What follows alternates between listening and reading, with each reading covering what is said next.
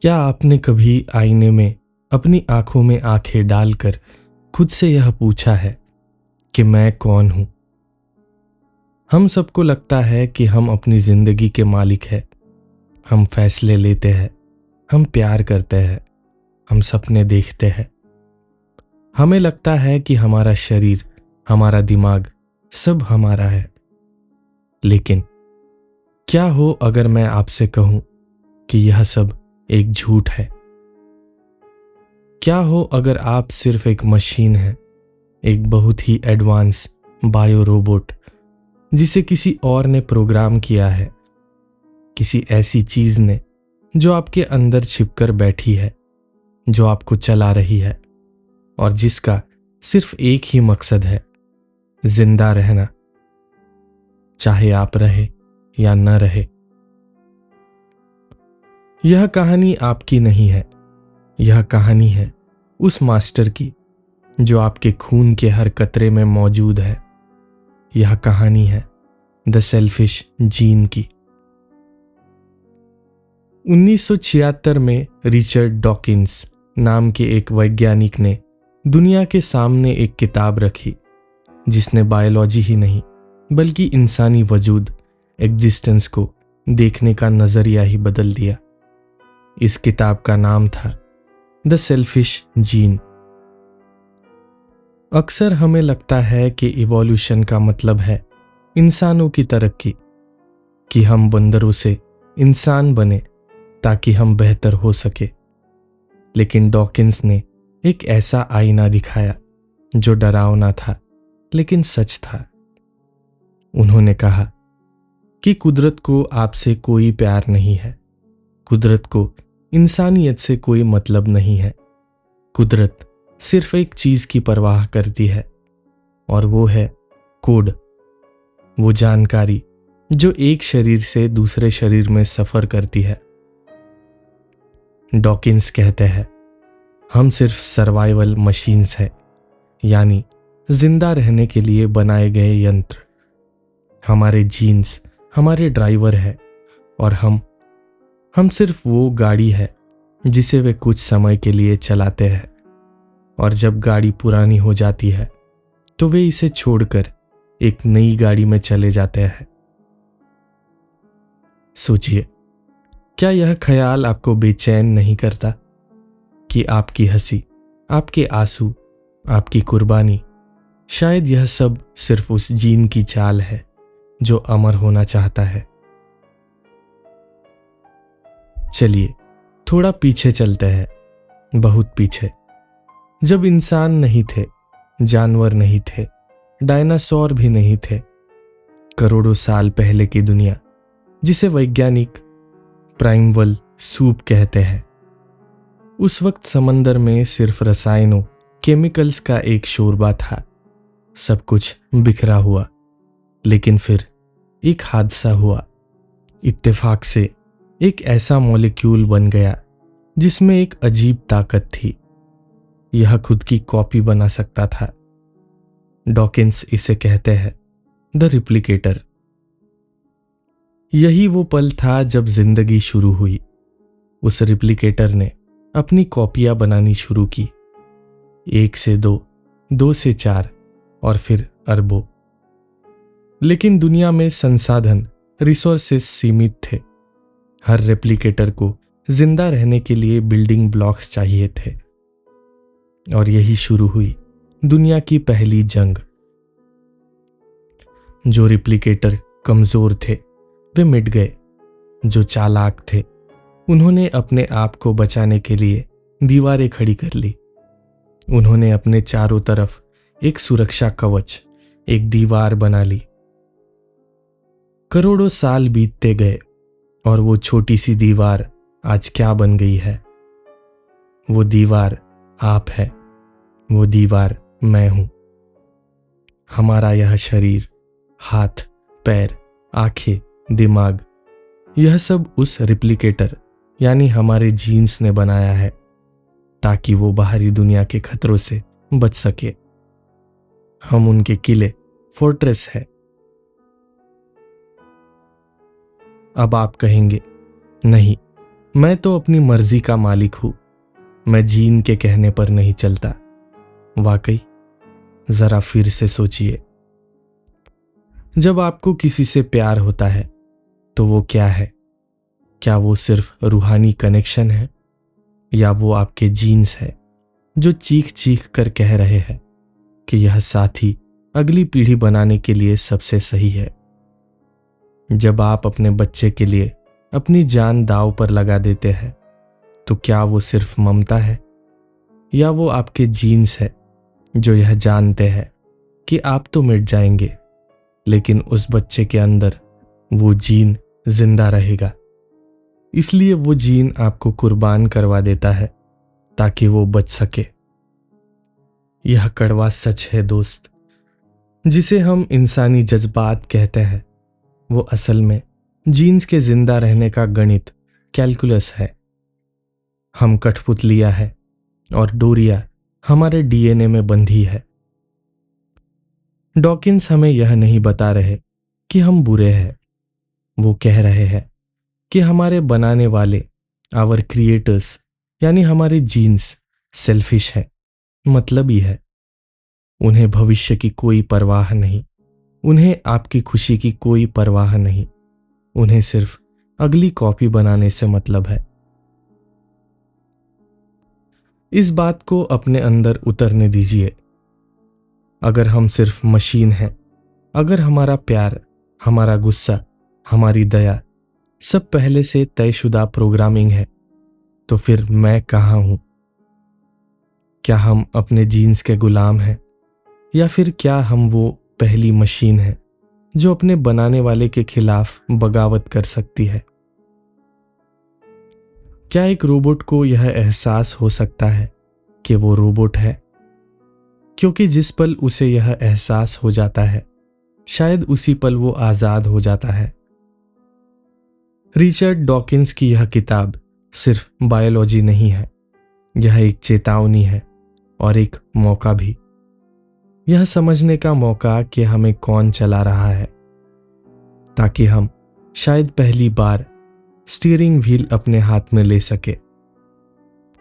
लेकिन जीन इतनी आसानी से हार नहीं मानते। वो हमारे दिमाग के साथ कैसे खेल खेलते हैं, यह हम जानेंगे अगले हिस्से में। यह सफर अभी शुरू हुआ है। हम गहराई में उतर रहे हैं, इंसान की फितरत और बायोलॉजी के उस अंधेरे कोने में जिसे हम अक्सर नजरअंदाज कर देते हैं। अगले भाग में हम बात करेंगे द सर्वाइवल मशीन, कि कैसे हमारे जीन्स ने दिमाग, ब्रेन का आविष्कार किया और कैसे कभी कभी यह मशीन अपने मालिक को धोखा दे देती है। जुड़े रहिएगा। सोचिए, एक गर्म चाय का प्याला आपके हाथ से फिसलता है। इससे पहले कि आप सोच सके, आपका हाथ हवा में झपटता है और उसे पकड़ने की कोशिश करता है। या जब आपकी आंख के पास कोई मक्खी आती है तो पलकें अपने आप झपक जाती है। वो फैसला किसने लिया? वो आप नहीं थे। आपके सोचने वाले दिमाग को तो बाद में पता चला कि क्या हुआ। वो फैसला उस ऑटोमेटिक सिस्टम ने लिया जो आपके अंदर इंस्टॉल किया गया है। आप एक मशीन है, एक बहुत ही होशियार मशीन, जिसे उसके मालिकों, मास्टर्स ने एक लंबी छुट्टी पर जाने से पहले प्रोग्राम कर दिया था। आज हम उस मास्टर और मशीन के बीच के अजीब रिश्ते की बात करेंगे। आज हम बात करेंगे कि कैसे गुलाम ने मालिक से ज्यादा होशियारी सीख ली। पिछले भाग में हमने जाना कि हमारे जीन्स हमारे मालिक है, लेकिन यहां एक समस्या है। जीन्स बहुत धीमे काम करते हैं। उन्हें कोई भी बदलाव करने में हजारों साल लगते हैं। लेकिन दुनिया तो मिली सेकेंड्स में बदलती है। शेर कब झाड़ियों से कूद पड़ेगा, इसका फैसला जीन बैठकर नहीं कर सकते। इसलिए जीन्स ने एक आविष्कार किया। उन्होंने रिस्पॉन्स देने के लिए एक कंप्यूटर बनाया। उस कंप्यूटर का नाम है दिमाग, द ब्रेन। रिचर्ड डॉकिंस इसे एक बहुत ही खूबसूरत उदाहरण से समझाते हैं। यह वैसा ही है जैसे आप एक कंप्यूटर को शतरंज, चेस खेलना सिखाते हैं। प्रोग्रामर हर चाल खुद नहीं चल सकता। वो कंप्यूटर को सिर्फ नियम, रूल्स और रणनीति, स्ट्रैटेजी सिखा देता है। एक बार खेल शुरू हुआ तो कंप्यूटर अपनी मर्जी का मालिक है। प्रोग्रामर तो बस बैठकर देख सकता है। ठीक वैसे ही हमारे जीन्स ने हमें बनाया, हमें दिमाग दिया और हमें कहा, जाओ जिंदा रहो, अब फैसले तुम्हारे हाथ में है। जिंदगी एक जुआ है। Life is a gamble. हर फैसला जो आप लेते हैं, क्या खाना है, किससे दोस्ती करनी है, कब लड़ना है, कब भागना है, यह सब एक रिस्क है। जीन्स ने दिमाग को एक खास ताकत दी है, सिमुलेशन की ताकत। शेर के सामने जाने से पहले आप अपने दिमाग में कल्पना कर सकते हैं कि अगर मैं वहां गया तो क्या होगा। डॉकिंस कहते हैं कि यह क्षमता हमारी सबसे बड़ी ढाल है। हम अपने ख्यालों में मर सकते हैं ताकि हकीकत में हमें मरना ना पड़े। लेकिन जैसे जैसे दिमाग होशियार होता गया, उसने एक अजीब खेल खेलना शुरू कर दिया। दिमाग को सुख, प्लेजर और दुख, पेन के जरिए कंट्रोल किया जाता था। जीन्स ने कहा, मीठा खाना अच्छा है क्योंकि उससे ऊर्जा मिलती है। सेक्स करना अच्छा है क्योंकि उससे बच्चे पैदा होते हैं। लेकिन दिमाग ने सिस्टम को हैक कर लिया। हम इंसानों ने क्या किया? जीन्स ने कहा था, सेक्स करो ताकि मेरी कॉपियां बच्चे बन सके। इंसानी दिमाग ने कहा, सेक्स में मजा तो है लेकिन बच्चे पालना मुश्किल है। तो हमने क्या इजाद किया? गर्भ निरोधक, कॉन्ट्रासेप्शन, कॉन्डोम, पिल्स, सर्जरी। क्या आपको अंदाजा है कि यह कितनी बड़ी बगावत है? कुदरत के इतिहास में पहली बार एक सर्वाइवल मशीन ने अपने बनाने वाले क्रिएटर के मकसद को ठुकरा दिया। हमने मजा रख लिया और मकसद को डस्टबिन में डाल दिया। यह सबूत है कि अब डोरी जीन्स के हाथ में नहीं, हमारे हाथ में है। जीन चाहता है कि आप ज्यादा से ज्यादा बच्चे पैदा करें, लेकिन आप फैसला लेते हैं, नहीं, मैं अपना करियर बनाऊंगा या मैं बच्चे गोद लूंगा, एडॉप्ट कर लूंगा।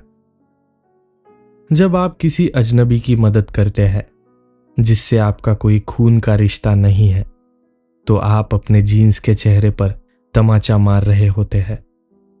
डॉकिंस कहते हैं, यह हमारी सबसे बड़ी जीत है।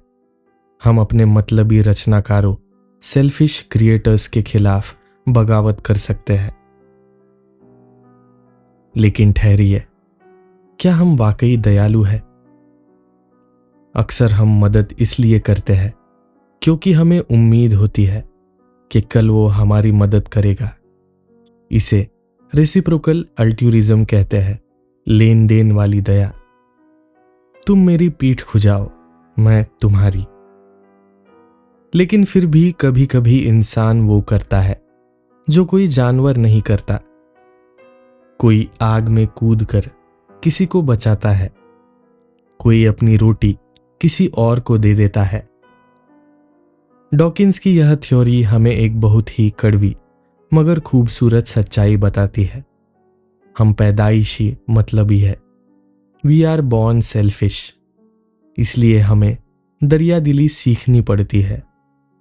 दया, प्यार और कुर्बानी, यह हमारे खून में नहीं है। यह हमें पढ़ाना पड़ता है। यह हमें अपने बच्चों को सिखाना पड़ता है, क्योंकि अगर हम अपनी फितरत बायोलॉजी पर चले तो हम सिर्फ एक भूख है जो मिटना नहीं जानती। बायोलॉजी की जंग तो हमने शायद जीत ली है।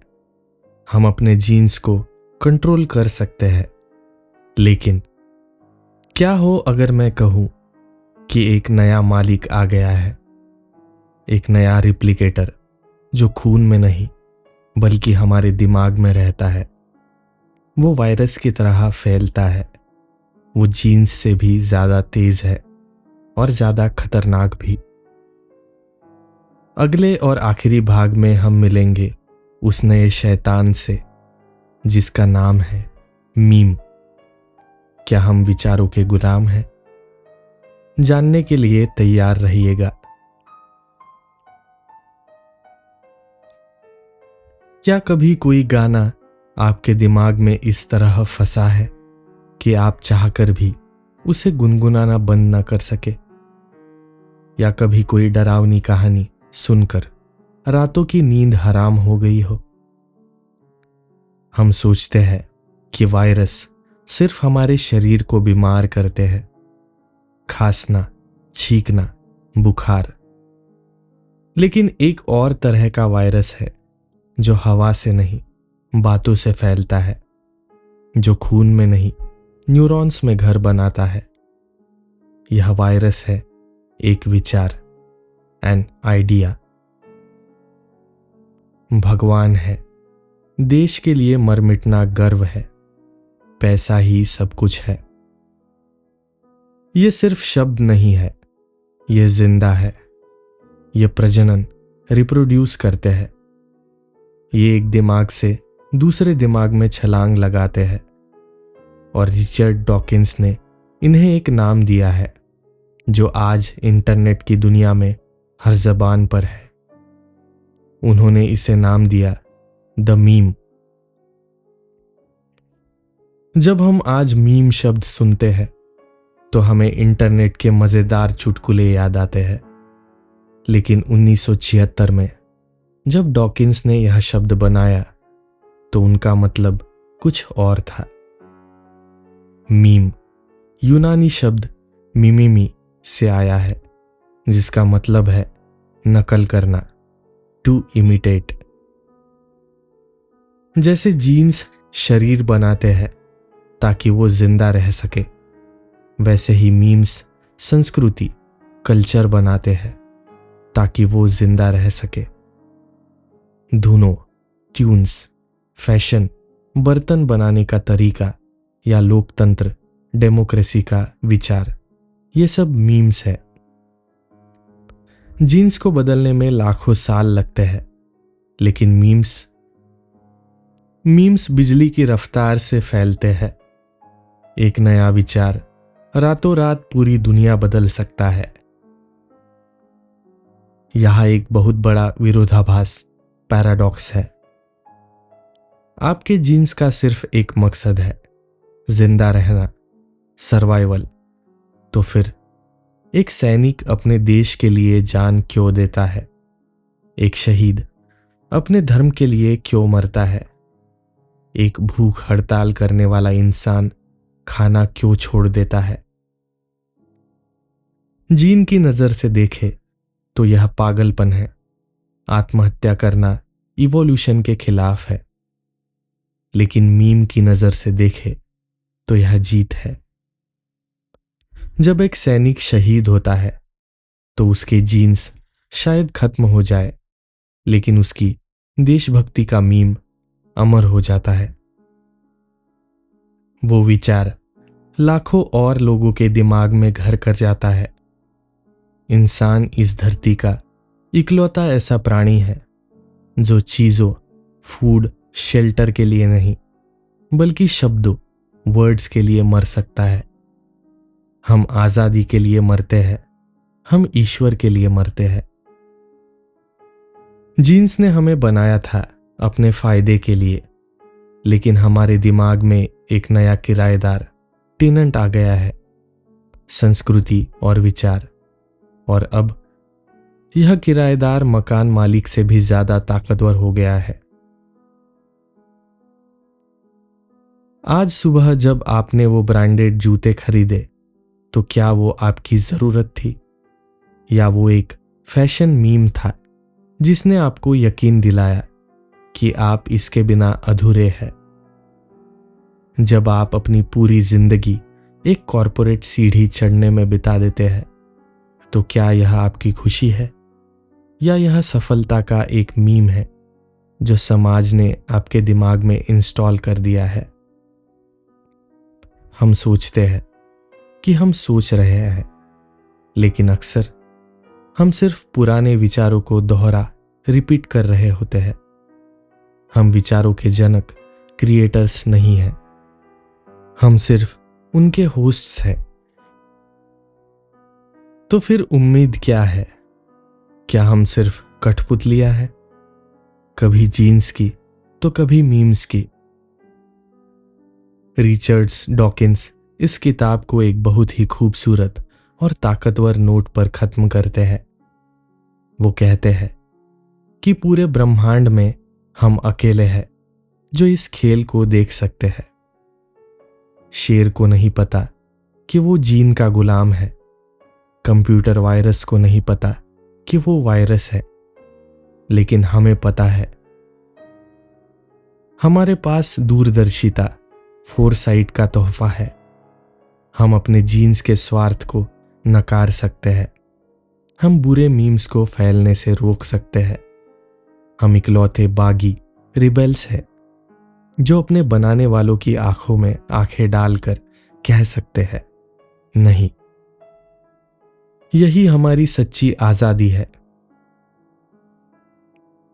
मेरे साथ दोहराइए, मैं अपने जीन्स का नतीजा जरूर हूं, लेकिन मैं उनका गुलाम नहीं हूं। मेरे विचार मेरे अपने हैं और मेरी जिंदगी का मकसद मैं खुद चुनूंगा। द सेल्फिश जीन हमें छोटा दिखाने के लिए नहीं लिखी गई थी। यह लिखी गई थी हमें यह याद दिलाने के लिए कि हम कुदरत का सबसे बड़ा चमत्कार है, वो मशीन जो अपनी प्रोग्रामिंग से ऊपर उठ गई। इस सफर में मेरे साथ चलने के लिए शुक्रिया। अपने दिमाग के दरवाजे खुले रखिए, लेकिन वहां पहरेदार जरूर बिठाइए ताकि कोई भी गलत विचार, मीम वहां घर न बना सके।